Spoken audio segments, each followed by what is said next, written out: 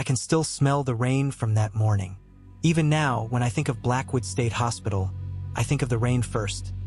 Not the building, not the faces, not the sound of the gates closing behind me, but the thick, metallic scent of the downpour and the way it soaked into my coat, making me feel heavier with each step. They told me the place would be nearly empty. Just a skeleton crew now, my supervisor had said over the phone. One patient in particular. You'll be evaluating him before transfer. Routine, really? Routine. It's a word psychiatrists use when they want to convince themselves they aren't about to walk into something they'll remember for the rest of their lives. Blackwood sat on a hill just beyond the edge of town, surrounded by skeletal trees and a fence high enough to keep in not just the patients, but perhaps the very air inside. The main building rose in layers. Red brick stained black with age, windows that looked like they'd been staring too long at something they couldn't bear to see. Inside, the air was stale. My shoes clicked too loudly on the cracked tile as a guard led me to the administrative wing. The hallways had a strange geometry, too narrow, but also stretching longer than seemed reasonable. The fluorescent lights hummed in uneven tones, like they were trying to form words. "Patient 6, the guard muttered when I asked for the name. "That's what you call him?" I asked. He didn't answer.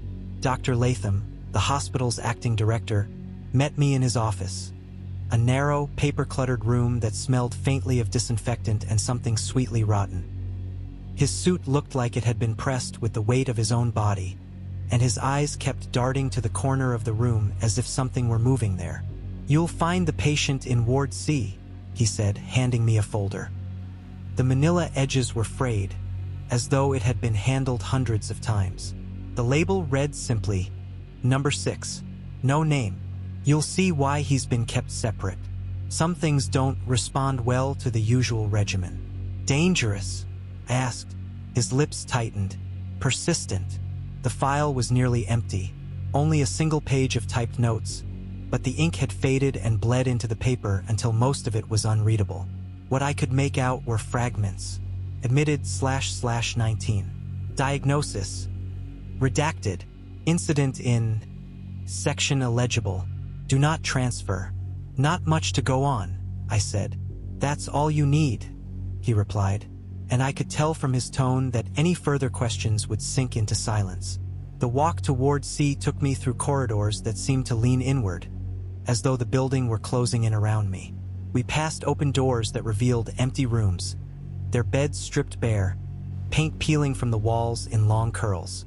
Once, I thought I heard someone humming, a low, tuneless sound drifting through the vents. But the guard said nothing, so neither did I. Ward C's door was steel, painted over so many times the hinges looked swollen. The guard unlocked it with 2 separate keys and a code punched into a panel that crackled faintly with static. Patient 6 room was at the end of the hall, behind another locked door. "This is you," the guard said, and then he was gone, his footsteps echoing in the empty corridor. The observation window was smeared, but I could see him sitting at the far wall. He was thin, his hair long enough to touch his shoulders, and his hands rested neatly in his lap. When I stepped inside, he looked up and smiled. "Dr. Warren," he said, as if greeting an old friend. I froze. "You know my name?" "Of course I do. We've done this before." Something in the way he said it, calm, patient, almost indulgent, made my skin tighten. "I think you're mistaken," I said, pulling a chair closer. "This is our first session." He tilted his head. "If you say so." I began the intake, asking about his history, his symptoms, his memories of Blackwood. He answered politely, even charmingly, but every now and then he'd slip in something strange. "You'll want to check the West Wing. That's where you left it. Or, they've been moving the walls again. Don't let them trick you this time." I noted each oddity in my file, but after 20 minutes I realized something that unsettled me more than his words. He never asked me a single question. Patients almost always ask, "How long until I'm released? What will happen to me? What are you writing down?" But he just sat there, watching me as though waiting for me to remember something. At the end of the session, I stood to leave. "Dr. Warren," he said, still smiling, "do you remember the humming?"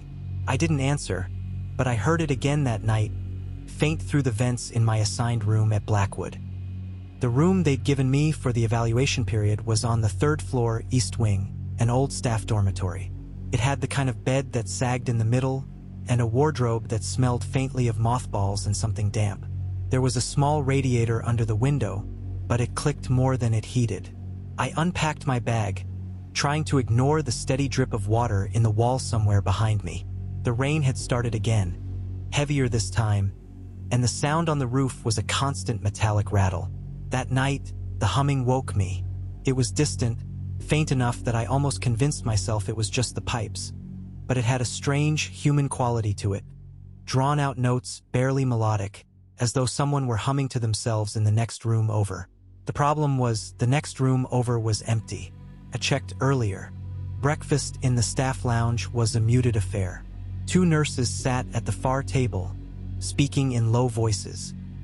A man in a janitor's uniform stared at a crossword puzzle he didn't seem to be filling in. I tried to start a conversation with one of the nurses, a short woman with tired eyes. "I'm here about patient 6, I said. She stiffened slightly. "You'll want to talk to Dr. Latham."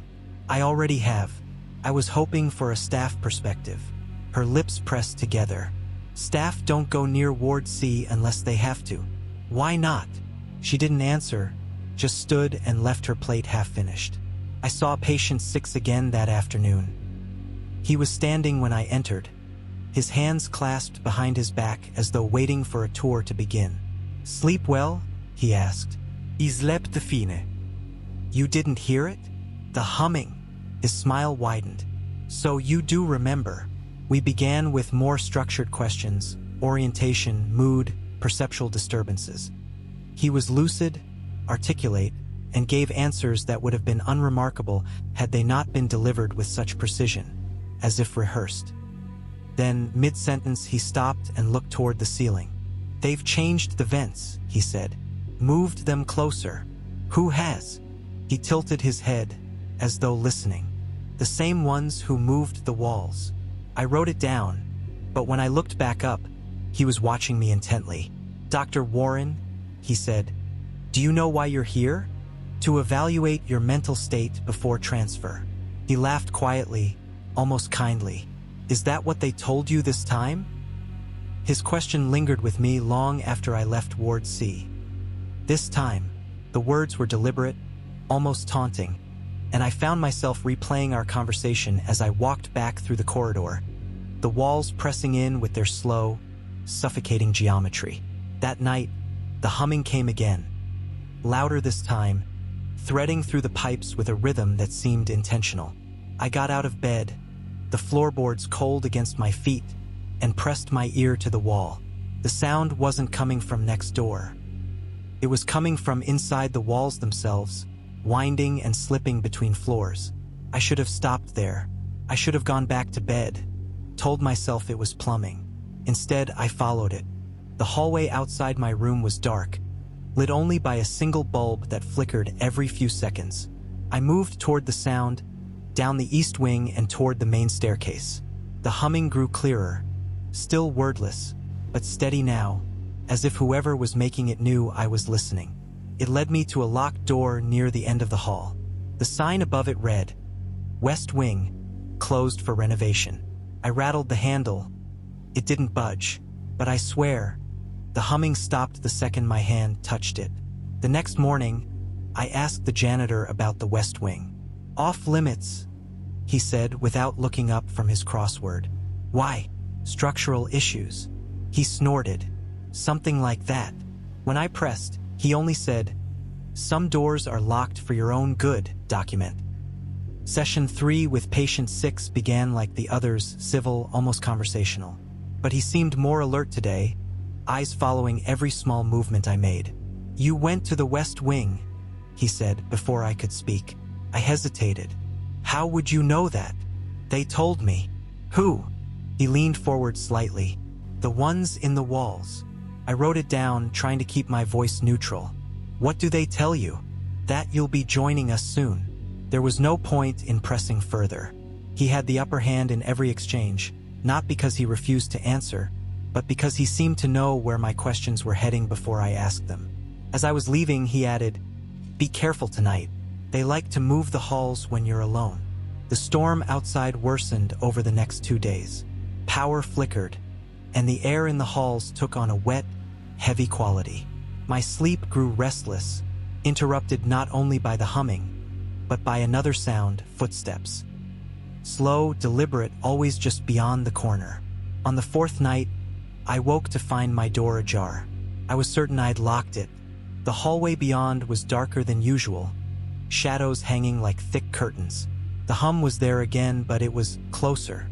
I stepped out, the air immediately colder. The corridor stretched longer than it should have, bending slightly to the left. That bend hadn't been there before. I followed it until I reached a door I didn't recognize. Unmarked, metal with a small frosted window. The humming was just beyond it. I should have turned back. Instead, I tried the handle. It opened easily. The room beyond was narrow, lined with old hospital beds on each side. They were empty, but each had deep indentations in the mattresses, as though someone had been lying there moments ago. The smell was wrong. Metallic, but sweet underneath, like fruit left to rot in a sealed jar. The humming stopped. From the far end of the room, a voice said, "You're late." It was patient 6, only it wasn't. He looked the same, but his clothes were wrong, older, faded, like something from decades earlier.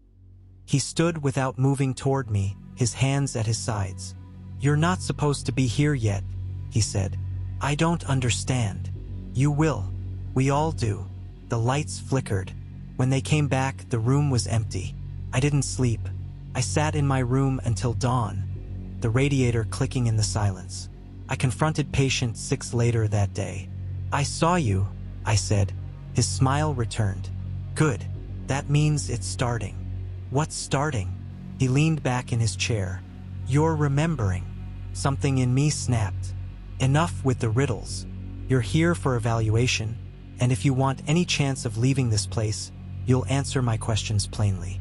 His eyes darkened, not angry, but almost pitying. "You still think you're here to help me? That's my job." "No. Your job is to take my place." Before I could respond, he began to hum. It was the same low, tuneless melody I'd been hearing for nights, but hearing it from his lips was worse than through the walls. I left before the session ended. That night, the halls changed again. I tried to ignore it, kept my door shut, my eyes closed, but around midnight, a sharp tapping came from inside my wardrobe. 3 knocks, slow and deliberate. When I opened it, there was nothing inside but my coat, but the back panel was wrong. The wood grain didn't match, and when I touched it, it was warm. I pressed harder. The panel shifted, revealing a narrow passage lit by a single bare bulb. The humming was coming from somewhere deep inside. I don't remember deciding to go in, but I found myself moving forward, the floorboards groaning under my weight. The passage twisted and turned, sometimes narrowing so much I had to turn sideways to pass. Eventually, it opened into a small, circular chamber. The walls were lined with dozens of patient files, stacked haphazardly, some so old the paper had yellowed and curled. I pulled one at random. Warren, Daniel, admitted//19. It was my name, my file. The photo was of me, but younger, eyes vacant. The diagnosis was smudged, but one word stood out: persistent. A shadow moved behind me. "You've been here longer than you think," patient 6 whispered. I dropped the file. It hit the floor with a dry slap, the edges curling upward like it wanted to pull itself closed again. "This isn't mine," I said. My voice sounded thin, uncertain. "Of course it is," patient 6 replied. He stepped closer, slow and careful, like approaching something fragile. "You wrote most of it yourself. Not all at once, just over time." "That's impossible. I came here 4 days ago." His smile was patient. "You've said that before." I backed away until my shoulders pressed against the shelves. Paper crinkled behind me, a sound that was somehow worse than footsteps. "If this is a trick." "It's not a trick," he said. "It's the structure, the walls, the humming. It's all the same thing, helping you remember where you belong." The humming started again, not from him this time, but from everywhere.